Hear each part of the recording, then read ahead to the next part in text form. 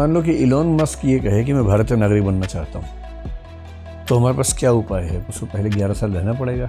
दूतावास और कॉन्सुलेट दो अलग अलग किस्म के कार्यालय होते हैं विदेश सेवा से संबंधित। क्या फ़र्क है दोनों में? लोक संगीत और शास्त्रीय संगीत में मूलतः क्या अंतर होता है? किसी विदेशी को भारत की नागरिकता अगर लेनी हो यस सर। तो क्या प्रोसेस है? तो बताइए, खड्डा, गड्ढा और कुआं, इन तीनों में क्या अंतर है?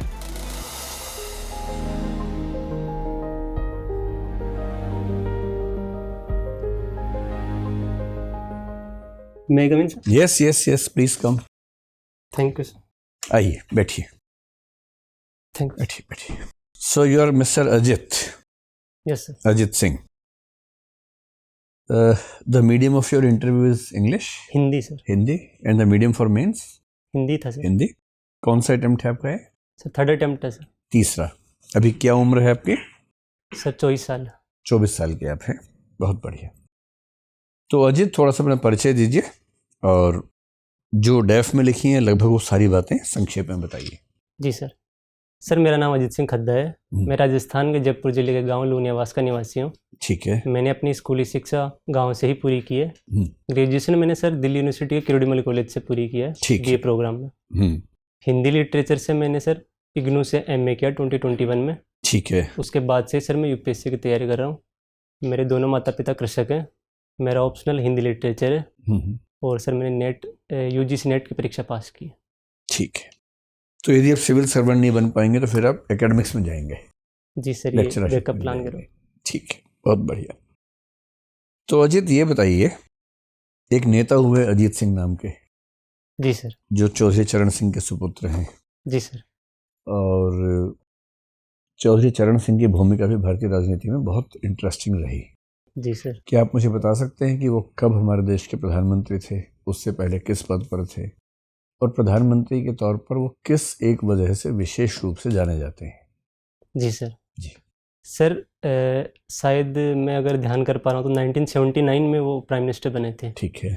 उसके पहले का पद तो सर मैं नहीं बता पाऊँगा, लेकिन जो खास बात जिसके लिए वो जाने जाते हैं वो ये था कि सर वो 6 महीने के लिए प्रधानमंत्री बने थे और वो बहुमत सिद्ध नहीं कर पाए थे।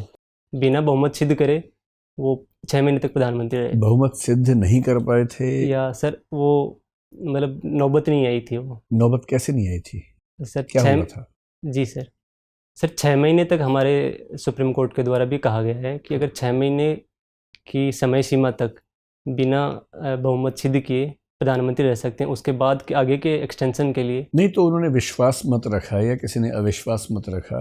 लोकसभा में क्या हुआ था?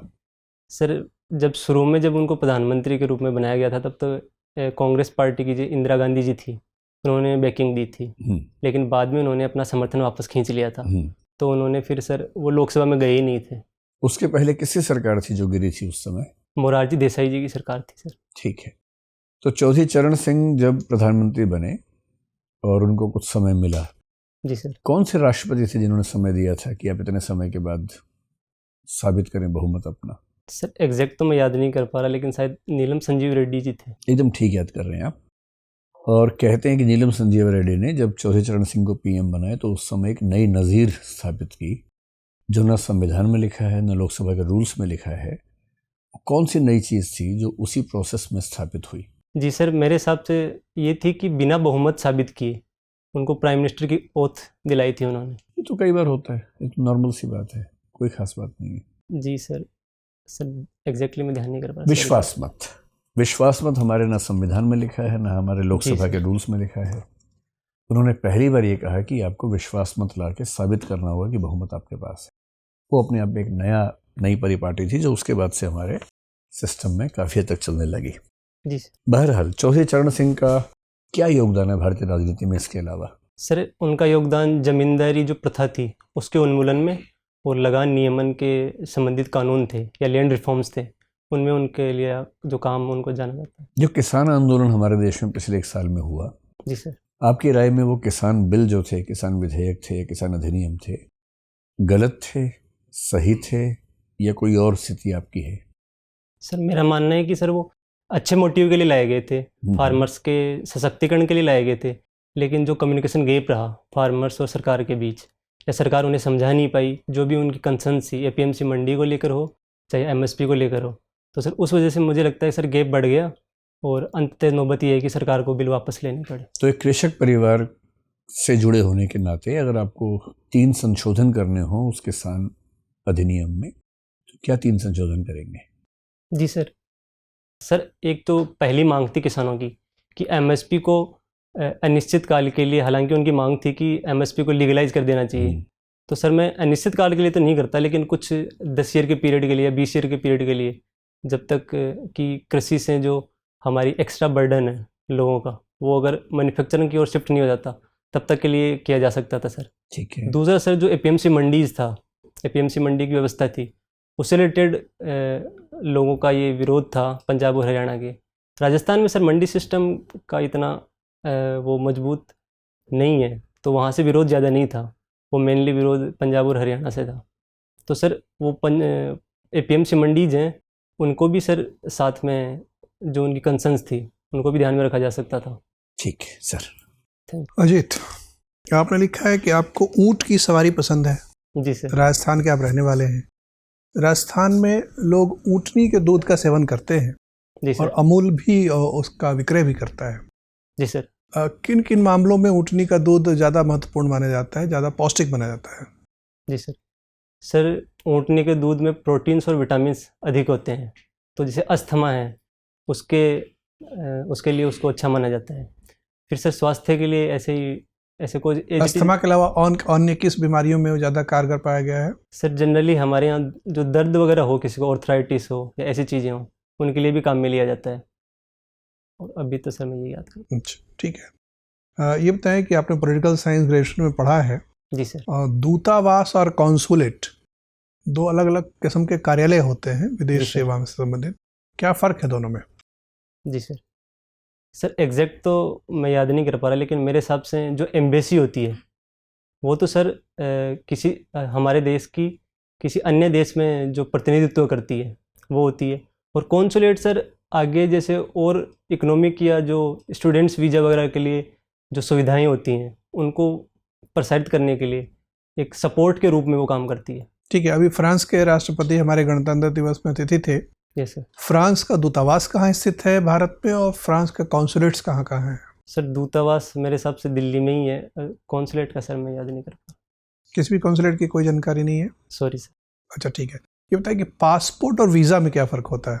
सर वीज़ा तो किसी देश में एंट्री के लिए जनरली मांगा जाता है, जबकि पासपोर्ट मेरे हिसाब से वहाँ ठहरने के लिए कितने दिन की आवश्यकता होगी इनके संबंध में होता होगा उनके प्रोविज़न। एग्जैक्टली सर मैं याद नहीं कर। अच्छा, क्या कोई अंतर्राष्ट्रीय कानून है जिसके माध्यम से वीज़ा और पासपोर्ट से संबंधित मानक तय किए गए हैं? सॉरी सर मैं कानून का नाम ध्यान नहीं कर पा रहा। अच्छा, ठीक है। आप सुरक्षा परिषद में भारत के स्थायी सदस्यता के पक्ष में 3 दलीलें दीजिए। जी सर भारत 140 करोड़ की सबसे बड़ी लार्जेस्ट डेमोक्रेसी है वर्ल्ड की। फिर सर हमने यूएन पीस कीपिंग फोर्सेज में 1947 से लेकर आज तक सबसे अधिक सैनिक भेजे हैं। तीसरा सर हमारी इकोनॉमी 5th लार्जेस्ट इकोनॉमी है और 3rd लार्जेस्ट पीपीपी इकोनॉमी है, पीपीपी आधार पे। तो सर ये भी एक इमर्जिंग इकोनॉमी है हमारी, तो ये भी हमारे पक्ष में है। आपने कहा 1947 से हमने पीस कीपिंग मिशन भेजे हैं। पहला पीस कीपिंग मिशन कौन सा भेजा था हमने? सर यूएन भेजता है पीस कीपिंग मिशन। मतलब हमने अपना जो मिशन भेजा यूएन को, वो आपने कहा ना 1947 से हमने कई मिशन भेजे हैं। जी सर शायद साउथ कोरिया का रहा होगा, मैं एग्जैक्टली तो ध्यान नहीं कर। अच्छा, कोई बात नहीं। ये बताएं कि भारत के प्रथम कृषि और खाद्य आपूर्ति मंत्री कौन थे? प्रथम कृषि एवं खाद्य आपूर्ति मंत्री, agriculture and civil sorry supplies. Sir मैं याद नहीं कर। अच्छा, मेरा अंतिम प्रश्न है अजीत, अगर आपको देश का प्रधानमंत्री बनाया जाए जी सर, तो हिंद महासागर के किन देशों के साथ अपने संबंधों को सबसे वरीयता ज़्यादा देंगे? जी सर सबसे पहले तो सर मैं अपने जो नेबरहुड कंट्रीज़ हैं, जैसे मालदीव हुआ, श्रीलंका हुआ, इन कंट्रीज़ में जहाँ पे अभी चाइना का प्रभाव बढ़ रहा है, तो उनको मैं सर वरीयता दूंगा। फिर सर सेशेल्स और जो सेशेल्स और जो मेडागास्कर के आसपास जो कंट्रीज़ हैं, जो आइलैंड कंट्रीज़ हैं, उनके साथ सर सहयोग बढ़ाना चाहूँगा। ठीक है, धन्यवाद अजीत। Thank you. अजीत, आपने अजित केश कम्बलिन के बारे में कुछ सुना है? सर नाम तो सुना है। कहाँ सुना है? ये शायद अगेय की एक कविता थी, उसमें शायद जिक्र आएगा। कौन थे ये, इनके बारे में कुछ आपको आइडिया है? सॉरी सर, ध्यान कोई बात नहीं। आपको लोक संगीत सुनना पसंद है? जी सर। लोक संगीत और शास्त्रीय संगीत में मूलतः क्या अंतर होता है? जी सर। सर लोक संगीत होते हैं वो मौखिक परंपरा में एक पीढ़ी से दूसरी पीढ़ी की ओर हस्तांतरित होते हैं, वो कूटबद्ध नहीं होते, लिपिबद्ध नहीं होते, जबकि शास्त्रीय संगीत में ये सुविधाएं होती हैं। फिर सर जो वाद्य यंत्र जो बजाए जाते हैं उनकी आवश्यकताएं लोक संगीत में कम पड़ती है, जबकि शास्त्रीय संगीत में ज़्यादा रहती है। फिर एक वाद्य यंत्र है रावण हत्था। जी सर। राजस्थान में बहुत प्रसिद्ध है, उसका कुछ इतिहास बता सकते हैं? किसने उसकी खोज की? सर खोज के बारे में तो मैं नहीं बताऊंगा, लेकिन जो लंगा मांगणियार कम्युनिटीज़ हैं वो इसको यूज़ करते हैं। शायद दप्पू खान जी थे, वो यूज़ करते हैं। कुछ प्रसिद्ध लोक गायकों के नाम बताइए राजस्थान से जो आए हैं। जी सर। सर लंगा मांगणियारों में एक तो दप्पू खान जी हो गए, दूसरा स्वरूप खान जी हो गए, फिर सर मांड गायिका अल्ला जिला बाई जी हो गई, जौहरी बाई हो गई, बन्नो बेगम हो गई।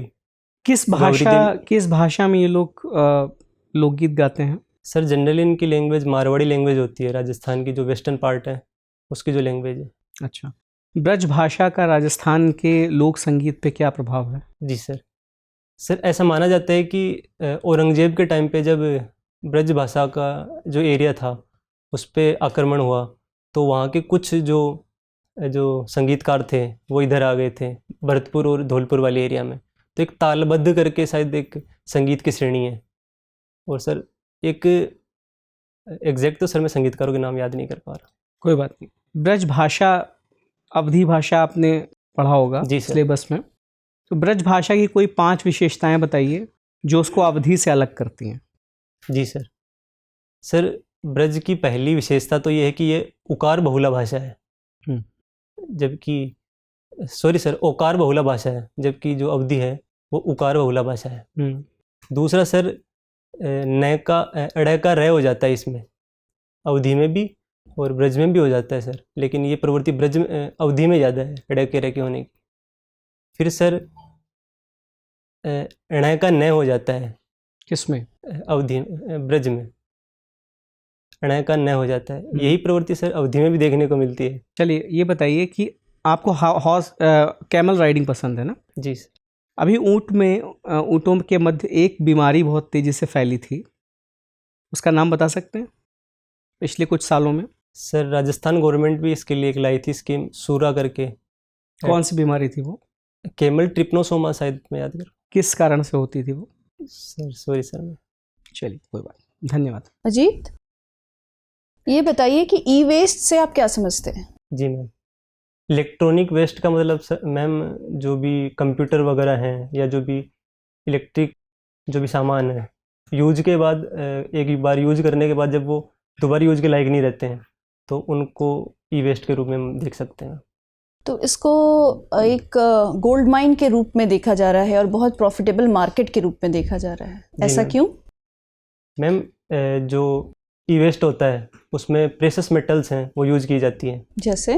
जैसे मैम जो लिथियम हो गया या गोल्ड भी यूज किया जाता है, सिल्वर भी यूज किया जाता है। जैसे जापान में मैम पिछले जो ओलंपिक्स गेम्स थे वहाँ से इनसे निकाल कर और वो मेडल्स बनाए थे उन्होंने, तो इस रूप में हम देख सकते हैं मैम इसे।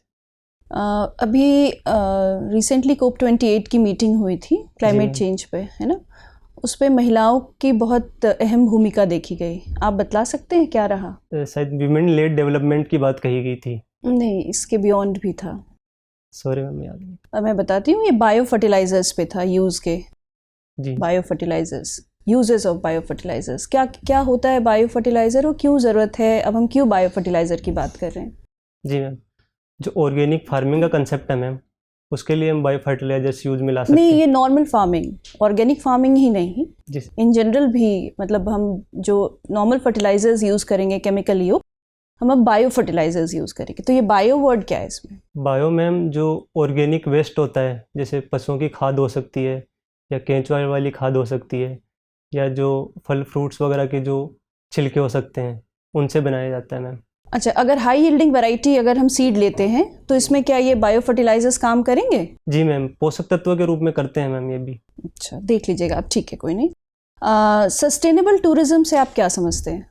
जी मैम, सस्टेनेबल टूरिज्म का जो मैं अर्थ समझ पा रहा हूँ मैम, इसके हिसाब से जो नेचर है उसका टूरिज्म के साथ साथ उसका प्रोटेक्शन है वो भी यथावत बना रहे। तो इसमें एक लोकल कम्युनिटी की भूमिका आप किस तरह से देखते हैं? जी मैम, जैसे मैम जो हमारे यहाँ मारवाड़ के अंदर जो एक विश्नोई समाज है, जैसे वो जो फॉरेस्ट होते हैं या जो जानवर होते हैं जैसे नीलगाय वगैरह, तो उनका संरक्षण करते हैं। ठीक है। तो वो उनको बचाते हैं, कोई भी हंटर वगैरह अगर कोई उनको मारता है तो इस हिसाब से देख सकते हैं। कहीं ना कहीं प्रभावित भी होते हैं लोकल कम्युनिटीज़? यस मैम, जो बाहर से टूरिस्ट आते हैं तो अगर अत्यधिक मात्रा आती है तो मैम ज़रूर वो उनके लिए भी प्रॉब्लमेटिक होता है। कौन कौन से टूरिज़्म बहुत ज़्यादा फ्लरिशिंग है राजस्थान में?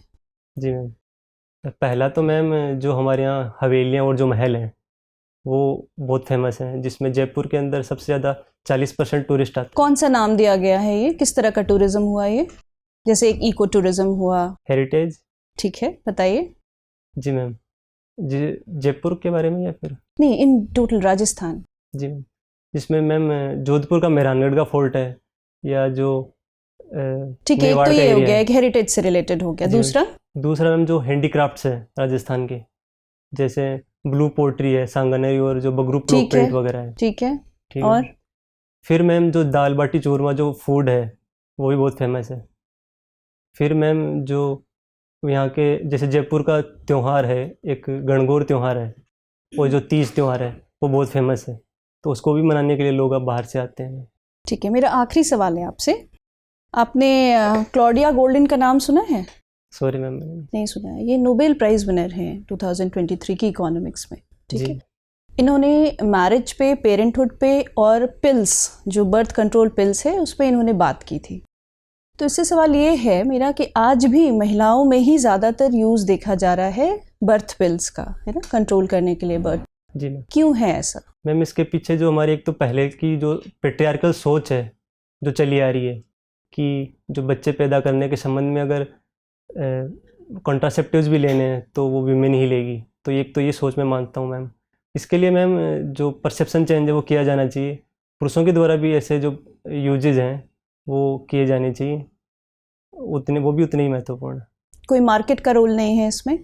जी मैम, हाँ, एक जो मार्केटिंग है वो भी मैम जो महिलाओं के लिए जो प्रोडक्ट्स हैं उनके संदर्भ में ही ज़्यादा किए गए हैं। ठीक है Ajit, thank you sir. Thank you. Ajit, आप बताएंगे राजस्थान ने अभी टूरिज्म को उद्योग का दर्जा दिया है। जी सर। क्यों ऐसा? सर, टूरिज्म को उद्योग का दर्जा देने से जो टूरिस्ट जो प्लेसेज हैं उनको जो सप्लाई की जाती है, जैसे विद्युत की सप्लाई की जाती है, तो उनमें सर छूट मिल सकती है, और जो टैक्सेस वगैरह है कलेक्शन में उसमें टैक्स रेट्स में भी छूट की जाती है। तो टूरिज्म वैसे उद्योग है या एक सेवा क्षेत्र का विषय है? जी सर। क्या लगता है?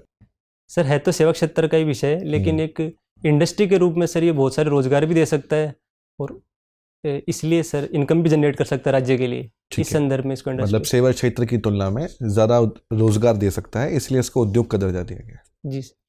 ठीक है, आपने भी दाल बाटी चूरमा का नाम लिया। जी सर। राजस्थानी व्यंजन पे कुछ बात कर लेते हैं। जी सर। एक बात बताइए, राजस्थान के व्यंजनों में बहुत ऑयल और मिर्च का उपयोग किया जाता है, आप बता सकते हैं इसके भौगोलिक कारण क्या है? जी सर। सर ये एक टेंडेंसी देखने में रही है कि जहाँ पे जितना हार्श क्लाइमेट होता है वहाँ पे इतने तीखे व्यंजन हैं वो ज़्यादा यूज में लिए जाते हैं। सर घी या तेल का ज़्यादा यूज लेने का मैं ये समझ पा रहा हूँ कि हमारे यहाँ जो जैसे वेजिटेबल्स हैं वो इतनी नहीं ग्रो की जाती हैं, सूखी सब्जियाँ जैसे ज़्यादा होती हैं, तो शायद एक तो ये रीज़न हो सकता है। एग्जैक्टली सर रीज़न नहीं आता। चलिए कोई बात। एक चीज़ देखी जाती है राजस्थान में, जो मारवाड़ी क्षेत्र है, जो मारवाड़ क्षेत्र है, वहाँ के जो लोग हैं मारवाड़ी, व्यापार में वो बहुत सफल हुए। जी सर। और समुदाय की तुलना में सबसे सफल व्यापारी साबित होते हैं। उसके पीछे का कारण क्या है? जी सर एक रीज़न जो मैं देख पा रहा हूँ ये है कि जो मारवाड़ एरिया है वो बहुत ही, वहाँ का क्लाइमेट बहुत हार्श था, वहाँ पे आजीविका के दूसरे साधन नहीं थे। ठीक है। तो इन लोगों ने सर जो एक बनिया क्लास थी, तो इन्होंने जो बिजनेसमैन या जो बिजनेस है उसके पीछे लगे और पूरे देश में इन्होंने अपने रोजगार बिजनेस स्थापित किए सर। तो क्या सिर्फ राजस्थान का ही जो क्लाइमेट है वो हार्श है और क्षेत्रों का नहीं है? जी सर, हो और जगह का भी हो सकता है, लेकिन और कोई विशेषता, कोई उनके अंदर कोई अलग से काबिलियत हो जो क्षेत्र की वजह से आई हो? सर ऐसा तो मैं कुछ ध्यान नहीं कर पा रहा। चलिए कोई बात नहीं। अगर किसी विदेशी को भारत की नागरिकता अगर लेनी हो यस सर। तो क्या प्रोसेस है? जी सर उसको 11 साल भारत में बिताने होंगे, 14 साल में से 11 साल उसे भारत में बिताने होंगे, फिर उसके बाद वो अप्लाई कर सकता है सर। बस बिताने के लिए? नहीं सर, उसको अप्लाई भी करना होगा। अच्छा चलिए, राजस्थान का एकीकरण कब हुआ? सर 1856 में। कितने चरण में हुआ? सर 7 चरण में हुआ। आप नाम बता सकते हैं? Sorry sir. सबसे पहला चरण बता दीजिए। शायद 1949 में था सर, मैं एग्जैक्टली याद नहीं कर पा रहा सर। अच्छा, राजस्थान से कोई हमारे देश में राष्ट्रपति या उपराष्ट्रपति रहे हैं? जी सर, करंट जो उपराष्ट्रपति हैं एक अच्छा। तो जगदीश धनखड़ जी। ठीक है। इसके पहले जो भैरों सिंह शेखावत जी थे, ठीक है, वो सीकर से थे। और सॉरी सर, मैं याद नहीं। ठीक, कोई महिला मुख्यमंत्री राजस्थान की? जी सर, वसुंधरा राजे थी। उनसे पहले? सॉरी सर, शायद मेरे ध्यान में नहीं रही। चलिए ठीक है सर। अजित ये बताइए, अभी आपने कहा कि नागरिकता के लिए 11 साल रहना होगा 14 साल में से। जी सर। तो मान लीजिए कि जैसे सानिया मिर्जा की शादी हुई थी शोएब मलिक से, जी सर। जो कि पाकिस्तान के नागरिक जी हैं। सर। अगर शोएब मलिक भारत की नागरिकता लेना चाहते तो क्या 11 साल रहना पड़ता उनको? सर ऐसे स्पाउज के केसेज में सर मेरे हिसाब से 5 साल का प्रोविज़न है शायद, 5 या 4 साल का प्रोविज़न है, तो उसके बाद में मिलती है सर शायद। अच्छा, और CAA के आने के बाद से? सर CAA दरअसल जो वर्तमान नागरिकता पैटर्न है उसको अफेक्ट नहीं करता। वो जो परसिक्यूटेड कम्युनिटीज़ थी पाकिस्तान अफ़गानिस्तान वाले एरियाज़ में, जो धर्म के नाम पे जिनका परसिक्यूशन हुआ था, उनके लिए उनको नागरिकता देने के लिए लाई गई थी सर। अच्छा, मान लो कि इलोन मस्क ये कहे कि मैं भारतीय नागरिक बनना चाहता हूँ, तो हमारे पास क्या उपाय है? उसको पहले 11 साल रहना पड़ेगा? सर जैसा कि सर 1-2 केस पहले भी हुए हैं, सरकार इस मामले में छूट भी दे सकती है सर। वो छूट संविधान के कौन से अनुच्छेद या कौन से एक्ट के तहत दे सकती है? सर सिटीजनशिप एक्ट शायद 1955 है।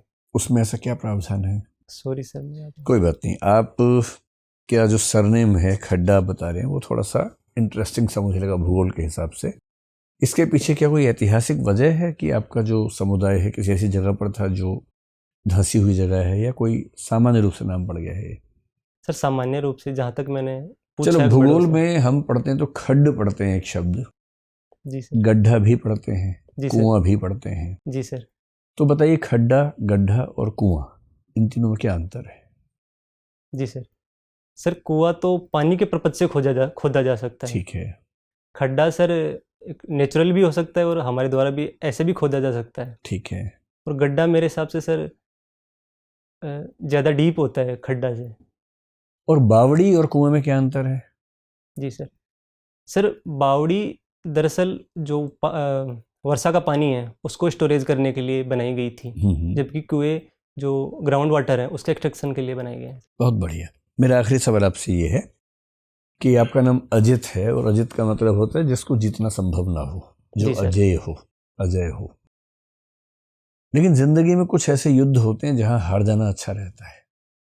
जी सर। तो ऐसे 5 युद्ध बताइए जहां आप जीवन में अपनी चॉइस से हारना पसंद करेंगे। जी सर पहला तो माता पिता और मेरे बीच में अगर कुछ ऐसी बात आती है जहाँ पे हो सकता है कि वो गलत हो, तो उस जगह मैं हारना पसंद करूँगा। ठीक है। दूसरा सर, जो एक व्यक्तिगत जीवन में पति पत्नी का जो संबंध होता है उसमें कई बार कॉम्प्रोमाइज़ करने पड़ते हैं, तो सर मैं वहाँ हारना पसंद करूँगा। दूसरा, माता पिता से हारेंगे, पत्नी से हारेंगे, उसके बाद? जी सर। बच्चों से?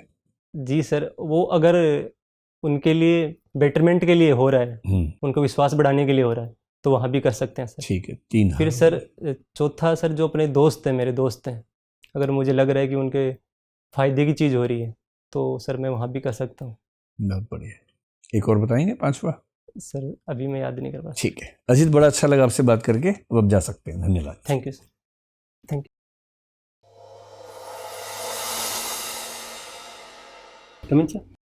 Sir yes. आइए अजित, आइए, बैठिए। Thank you sir. बैठिए। कैसा लगा आपको इंटरव्यू देके? सर मैं बेटर कर सकता था, मुझे ऐसा लग रहा था। ये जवाब जीवन के हर इंटरव्यू के बाद आप दे सकते हैं। ये कितना भी अच्छा करेंगे उससे अच्छा तो हो ही सकता है ना? और ये आपका पहला इंटरव्यू UPSC का? यस। और मेंस कैसा हुआ आपका? मेंस अच्छा हुआ सर। और मेंस की परफॉर्मेंस के हिसाब से और फर्स्ट प्रेफरेंस आईएएस होगी ना? जी सर। तो कितने नंबर मिलने पे आईएएस बनने का स्कोप है अंदाजा? सर ऐसा तो मैंने अनुमान लगाया नहीं। मेंस में कितने मार्क्स आने का अंदाजा है? Sir 780 to 790। अगर 790 आएंगे तो आप 180 पे आईएएस बन रहे हैं, 780 आएंगे तो 190 पे आईएएस बन जाएंगे, 970 के आसपास बन जाएंगे, मोटी सी बात जी ये है। सर। और आपके आज के इंटरव्यू में अगर हम बहुत तटस्थ और निष्पक्ष होकर बात करें तो ये 170 के लायक तो है। आपकी जो सही रेंज है वो 190-195 की है इसी बार के लिए, अगर आप थोड़ा सा ठीक से मेहनत कर लें। जी सर। 7 तारीख को आपका इंटरव्यू यूपीएससी में, आज 27 तारीख है, तो आपके पास पूरे 11 दिन अभी हैं। जी सर। 10 तो हैं कम से कम, है ना? आपकी एंट्री अच्छी है, ड्रेस आपकी बहुत सुंदर है, पर बेल्ट क्यों नहीं लगाई आपने? कोई खास वजह?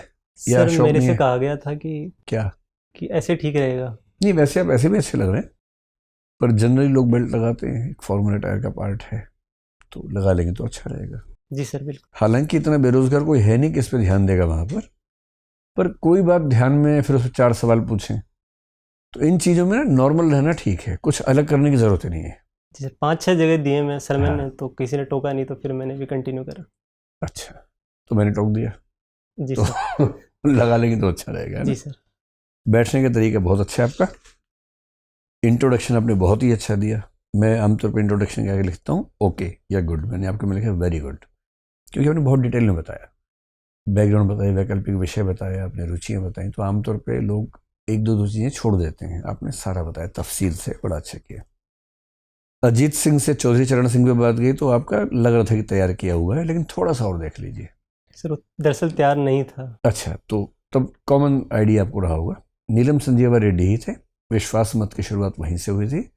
विश्वास मत जब उन्होंने रखना था, उसी बीच में इंदिरा गांधी जी ने उनको मना कर दिया समर्थन के लिए, जब पहले प्रॉमिस किया हुआ था, आपने सही बताया। इसलिए वो लोकसभा में विश्वास मत के लिए गए ही नहीं, वो एक यूनिक था, जो आपने बताया भी कुछ है ना। तो उस समय की जो घटनाएं हैं एक बार देख लेंगे तो अच्छा रहेगा। जी सर। उनका कंट्रीब्यूशन ठीक बताया आपने। तो अजीत सिंह पर तो बहुत ज़्यादा नहीं पूछेंगे, अब उनके जो वारिस इस समय है पॉलिटिक्स में, जो इंडिया अलायंस है, उसके बारे में सवाल हो सकता है आ जाए आपसे इस बीच में 24 के इलेक्शन को लेकर। और चरण सिंह जी प्रसिद्ध और प्रतिष्ठित व्यक्ति रहे हैं, किसान नेता रहे हैं, तो इसे मैंने किसान एक्ट भी पूछा तो वो भी आपका ठीक था। आईआर वगैरह पे थोड़ा देखना है। पासपोर्ट वीज़ा आपको नहीं पता था। पासपोर्ट हम जिस देश के नागरिक हैं उस देश की सरकार बनाती है, आपका पासपोर्ट भारत सरकार बना के देगी आपको, ठीक? वो एक पुस्तिका है, एक बुकलेट है, जो दुनिया के किसी भी देश में इस बात का प्रमाण है कि आप भारत के नागरिक हैं। जी ठीक। तो एक ऐसा डॉक्यूमेंट जो आपके देश की सरकार आपको देगी, जो लेके आप कहीं भी जा सकते हैं। आप जिस देश में जाना चाहते हैं वहाँ की सरकार जो देगी उसको वीज़ा बोलते हैं, या तो वीज़ा देगी। किसी किसी देश में क्या होता है, 2 देशों में वीज़ा की ज़रूरत है, जैसे भारत से भूटान जाना हो, नेपाल जाना हो, तो वीज़ा नहीं चाहिए, तो पासपोर्ट भी नहीं चाहिए, कोई भी आई कार्ड लेके जा सकते हैं। पर जिन देशों में ऐसे स्पेशल एग्रीमेंट्स नहीं होते, वहाँ आप अपने पासपोर्ट पे उस देश की एम्बेसी से वीज़ा लगवाएंगे। वीज़ा एक स्टैंप होती है, स्टिकर होता है, आपके पासपोर्ट में चिपकता है, उस पर लिखा होता है कि आप कितने समय तक रह सकते हैं, कितनी बार जा सकते हैं। तो वीज़ा वो परमिशन है जो किसी और देश ने मुझे दी है वहाँ आने के लिए। पासपोर्ट वो डॉक्यूमेंट है जो मेरे देश ने मुझे दिया है दुनिया में कहीं भी ले जाने के लिए, या एक आइडेंटिटी का प्रूफ भी होता है। जी सर। ठीक है, हिस्ट्री में ठीक था, लेकिन अजित केशकम्बली देख लीजिए। आपने जो असाध्य बिना कविता में पढ़ा है वो केशकम्बली है, प्रियमवत केशकम्बली, अजित केशकम्बली नहीं है, उससे तुलना होती है। हिस्ट्री में जब जैनिज्म शुरू हुआ तो उस समय 6 सेक्ट शुरू हुए थे जो वैदिक परंपराओं के विरोध में हुए थे। उसी दौर में एक दार्शनिक हुए थे अजित केशकम्बली, नेट पे सर्च करेंगे तो जानकारी मिल जाएगी। कोई हिस्ट्री वाला व्यक्ति होगा पैनल में तो पूछ सकता है आपसे, प्रसिद्ध व्यक्ति है वो। फिर ब्रजभाषा अवधि में अंतर पूछा था आपने, एक अंतर बता के फिर समानताएं ज्यादा बताई। अरे कुछ नहीं तो भौगोलिक ही बता दो यार, कि ब्रजभाषा इस क्षेत्र में है, अवधि उस क्षेत्र में है। प्रसिद्ध रचनाएं बता दो, अवधि में सबसे प्रसिद्ध रचना रामचरितमानस है। जी सर जी। ब्रजभाषा में सूरसागर है ना? चरण पे अटक गया था मैं इधर।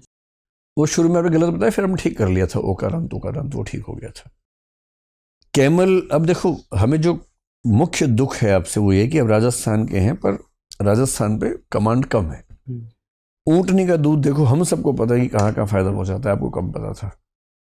या तो इसलिए कि हमारी उम्र हो गई है ये सब देखने की क्या खाने से स्वास्थ्य ठीक रहेगा, पर पता होना चाहिए ना। आप राजस्थान के हैं तो ऊँटनी का दूध से लेके जो भी राजस्थान के बारे में ध्यान से पढ़िए। सिटीजनशिप पर वो बाई चांस प्रसंग आ गया तो आपने क्योंकि 11 साल बोला तो मैंने 2-4 सवाल पूछे। सिटीजनशिप एक्ट के तहत 5 तरीके हैं सिटीजनशिप के। एक हल्का सा देख लीजिएगा। पति पत्नी के मामले में पहले वो 6+1 का नियम था, 7 साल का नियम था, अभी शायद थोड़ा कम हो गया उससे। CAA के मामले में 5 साल का नियम है जो प्रोसिक्यूशन का मामला है। ये 11 आपने ठीक बताया, 11+1 होता है, 12 साल होते हैं उसमें, 14 में 11 होता है और पिछला 1 साल लगातार रहना चाहिए, ऐसा होता है। लेकिन उसमें एक प्रोविज़न है, किसी विशेष व्यक्ति को उसके योगदान को देखते हुए भारत सरकार उस पूरे पीरियड को 0 कर सकती है। तो इलोन मस्क को लाना हो, 1 दिन की भी ज़रूरत नहीं है, सीधे भारत सरकार आदेश निकाल सकती है, उसको नागरिक बना सकती है जी। ठीक है। इसके बाद खड्डा, देखिए जाति सूचक शब्द है, पूछना नहीं चाहिए, पर पता नहीं किसके दिमाग में क्या आ जाए, तो मैंने इसे जानबूझ के हिंट देने के लिए खड्डा, गड्ढा, बावड़ी, कुआं, इस लाइन पे बस सोच लीजिएगा, थोड़ा तैयार कर लीजिएगा कि अगर कोई पूछ ही ले तो पता रहे। उसी में बंकर्स भी देख लीजिएगा, क्योंकि ये रूस यूक्रेन के युद्ध में खूब बंकर्स का जिक्र आया, भारत में भी आजकल बात चल रही है। अंडरग्राउंड जो सिविल कंस्ट्रक्शन चलती हैं उसको देख लीजिए ध्यान से, दुनिया भर में कहाँ कहाँ पर है जी जी। तो जो भी अंडरग्राउंड चीज़ें हैं ना, एक बार उसको देख लीजिए, कहीं कोई बातचीत निकल जाए तो आप तैयार रहें। 5 युद्ध जिनमें आप हार जाना चाहेंगे, बड़ा अच्छा जवाब दिया आपने, बहुत ही सुंदर जवाब दिया। और मैं जो समझ पा रहा हूँ, जो सोचने वाले प्रश्न उनमें आपके बड़े अच्छे उत्तर हैं। केवल तथ्यों में आप कहीं कहीं चूक रहे हैं, और तथ्य मुख्य रूप से राजस्थान वाले हैं और आपके डैफ से जुड़े हुए कुछ तथ्य हैं जी। तो अगर आप ये सब ठीक कर लेते हैं और वहाँ उस दिन प्रश्न बहुत मुश्किल नहीं आते हैं, तो 195 के आसपास आपका नंबर रहने चाहिए। और 185 आ गए तो आप IAS हैं और निश्चिंत होकर जाएं। 195 आ गए तो होम कार्डर में IAS हैं। ठीक है, कोई सवाल है आपका? सर अभी तो इतना स्मार्ट आदमी यार, 23-24 साल के होते हैं, सुंदर हो, देख वैसे नंबर दे देंगे आपको, तो बस जवाब ठीक दे के आना, IAS बन जाओगे। सर वॉइस पिच कम थी या नहीं? ठीक थी, एकदम ठीक थी, कहीं कोई दिक्कत नहीं थी, हम सुन पा रहे थे आराम से। सर एक सर मुझे लगता है सर कि एक फ्लुएंसी नहीं आ रही, क्योंकि सर बोला नहीं कभी पहले किसी प्लेटफॉर्म पे। मैं ये ज़रूर कहूँगा कि आपके उत्तरों में हम इतने लीन नहीं हो रहे कि बहुत मज़ा आ जाए, वरना शायद मैं आपको 205 बोलता। इसकी एक वजह ये भी है कि लंच के बाद का ये पहला इंटरव्यू है, तो उस समय वैसे भी चैलेंज बच्चे पे ज़्यादा होता है। लेकिन अगर कहना तो मैं सिर्फ इतना कह सकता हूँ कि हाँ, अगर आप अपने उत्तरों में मेंबर्स को और इन्वॉल्व कर पाएँ, थोड़ा सा स्पीच मॉड्यूलेशन बढ़ाएं, उतार चढ़ाव बढ़ाएं, थोड़ी सी गति बढ़ाएं। ये उपाय ऐसे नहीं है कि मैं कहूँ कि आप कर लीजिए और 8 दिन में कर लेंगे, बहुत आसान नहीं होता है, पूरा व्यक्तित्व से जुड़ा हुआ है, तो मैं इसलिए वो सब कहने से बच रहा हूँ। लेकिन अगर आप थोड़ा सा इन्वॉल्वमेंट बढ़ा सकें, थोड़ी सी आवाज़ बढ़ा सकें, गति बढ़ा सकें, तो हो सकता है कि 2, 4, 5 नंबर का अंतर पड़े आपके इंटरव्यू में। सर ऐसे हैंड पोस्चर ऐसे रख सकता हूँ? कोई इतना बेरोजगार नहीं है कि आपके हाथ पे ध्यान देगा जी सर। ठीक, सहज रहिए।